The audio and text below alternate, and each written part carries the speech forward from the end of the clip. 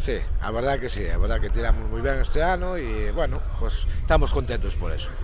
Bueno, estaba claro que despois da Copa, na que estivo aí a piques o clube de perder, como así ocurría fai un ano esta competición, agora no queríais ter ninguna sorpresa. No, a verdad que a mala sorte foi que o día da Copa non puden asistir por problemas de traballo, porque tiven que traballar, entonces, bueno, o equipo estuvo un pouco apretado, tuveron que ir a un partido de desempate, ganaron 10-9, bueno, foi así un pouco tal.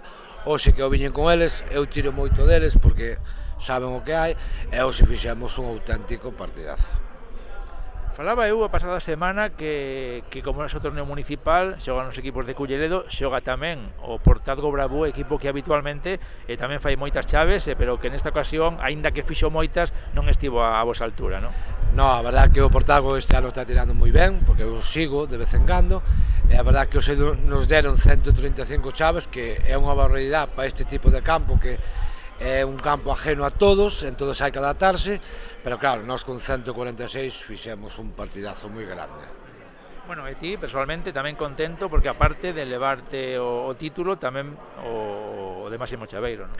Sí, a verdad que sí, tuve que luchar además con meu compañero de equipo, con Machín, que me dou 30 chaves, e tuve que na última dar un 3 para dar 31, e pois a ventaxa de tamén ganar o dos 4, e bueno, pois por eso levei 2 xamóns, claro, máis o xamón que levou o equipo que foi o campeón. Por lo tanto, este ano únicamente ao clube escapouselle a superchave, non?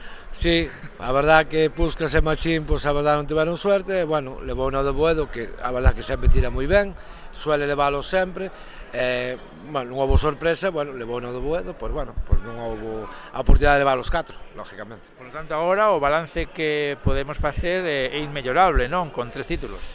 Sí, a verdad que sí, a verdad que estamos nunha liña moi ascendente, levamos 4 ligas seguidas, non hai que nos faga frente.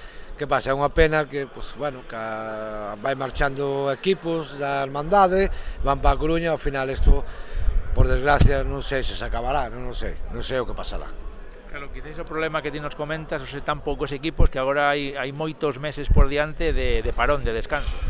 Sí, a verdade é esa, porque agora paramos, e claro, queda maio, é un lote de meses, hasta outubro outra vez, e a xente, claro, tamén deixa un pouco de lado a chave, é complicado, debíamos organizar, eu creo organizalo de outra maneira, pero bueno, eso é cousa da Hermandade, eles son os que mandan, e bueno, non sei, algo pensarán, o supoño, ou non sei o que facerán.